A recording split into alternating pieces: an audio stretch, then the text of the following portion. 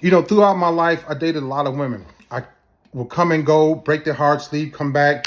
I was all over the place, right? Very dysfunctional, narcissistic, as you all know. Very promiscuous, right? I could date any race. Didn't care who thought what of me. Didn't care who saw me. Didn't care who would say anything. When I was cheating, I would cheat. It didn't matter because when this is for you all that have men and women that are doing what they're doing, what I did, when they are gone like that, when they have checked out mentally, it's something wrong mentally for real. There's a psychological effect. What happened, something happened, they didn't deal with in their childhood. It's coming back up when they're in their 30s and 40s and 50s.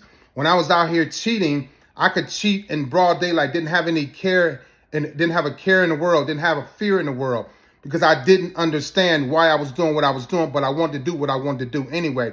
Because the girl that I was with, the woman that I was with, I was happy that she was there and I knew she wasn't going anywhere. And so when I knew that she wasn't going, because every time I cheat, she bring me back. Every time I cheat, she bring me back. I should have never been brought back ever, right? But here's a few reasons why I was doing what I was doing. One reason is, and in no particular order, one reason is because I knew I could always come back. Whether we had time, years in a relationship, memories, whether you had children, property, whatever. I am the dysfunctional one. I am the one that's emotionally detached. I was going to always leave and come back, leave and come back. And this is not to excuse my behavior. What I did was wrong. What I did was very hurtful. I needed help, but I didn't think that I needed help because I'm Mr. Look So Good. I'm Mr. Successful. I'm Mr. Navy guy. I'm Mr. All-American. So I'm like, how could anything be wrong with me?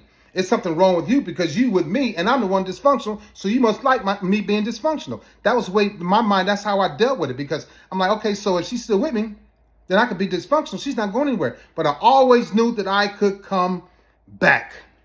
A lot of times when you're together and when we're talking and we're out and you notice I'm not eating, you know why I wasn't eating? Because I was guilty. When a person is guilty, they don't have an appetite. At least I didn't. My stomach was always hurting. That's part of my karma, I suppose. But when I was guilty, when I was wrong, when I was cheating, when I was leaving, when I was disappearing, when I was ghosting, I couldn't eat because I knew that I was wrong. My appetite was gone.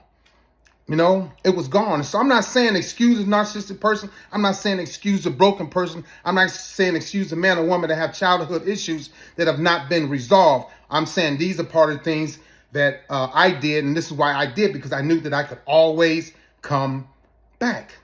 Because narcissistic people, or just say me, I didn't care about how much time was invested in a relationship. Once I got you, that was my conquering moment. I was happy because I didn't think it, I can't get her, or I can get her, or I can get her, but I did. And once I got her, there was nothing else left for me to do in a relationship. Now I got to buy time. Now I got to act like I'm committed. Now I got to act like I want to be married. I want to be engaged.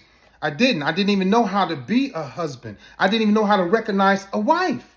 I didn't, because of all my promiscuous ways. The men that I looked up to that were womanizers, that were gangsters and hustlers and cheaters, and fighters. It wasn't about being monogamous. It wasn't about being committed. It wasn't about having a beautiful wedding and staying married for 25, 30, 35 years. No. Although I had those standards and good men in my life, I chose to take the path of being dysfunctional and disrupting family, And so a lot of times when I would go and be with her, it's because I knew that being with her, I could be that little boy. Being married, being in a committed relationship was too much work for me because I was immature. I wasn't ready for women. I could get women, but I couldn't keep them. And so when I go find this woman that's the path of least resistance, that's less than my ex-girlfriend or my ex-wife, that's much less of a woman, right? Not to put her down, but she was, because that's what I needed, because that was the easiest route for me. I could be a little boy. I could come and go. I could yell and scream. She'll be fearful of me. She's not going to talk back. She'll cook when I want to cook. We'll have sex when I want to have sex. I watch TV all day. I drink beer all day on the couch, farting, pop my knuckles, pop my toes, clip my toenails, just being trifling on the couch. I was okay with being a little dysfunctional, rotten, dirty little boy. Going with the good, solid women, it was like too much work. But that's the work I should have been doing to make me a better man. I should have been a better example. Instead, I was a poor example. I was a poor excuse of a boyfriend, of a husband, of a father. I was. But a lot of times you're like, well, why Man, why? Like my friends used to be like, man, what the hell you doing to her, man? She look like a damn gorilla. You know, she need a ticket just to get out the damn zoo.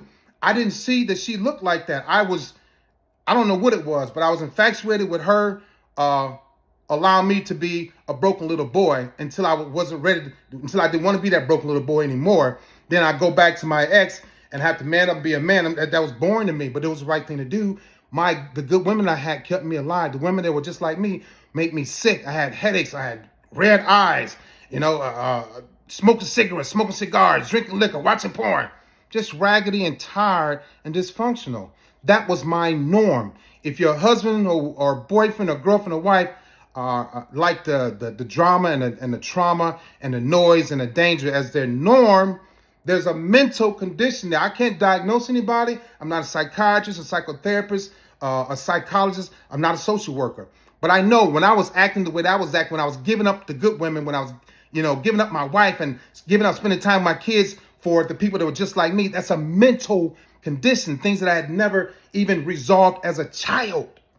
But I can get up in the morning and go to work in the military. I can lead hundreds of people. I can write evaluations. I can write awards. I can work out. I can initiate people. But I couldn't be a good boyfriend. I couldn't be a good husband. Unresolved childhood, dysfunctional little boy issues. So I look for the women that wanted a little boy and not the women that wanted a man. All right. I hope that helps people, just think about those things. The person that's leaving you is cheating and stuff like that. Don't be so quick to give up on them. I know some of y'all spend time with them and help them out. It's a mental condition and they need help. Whenever you walk away from a whole, full-fledged family, I did it. They need help. All right, y'all have a great day.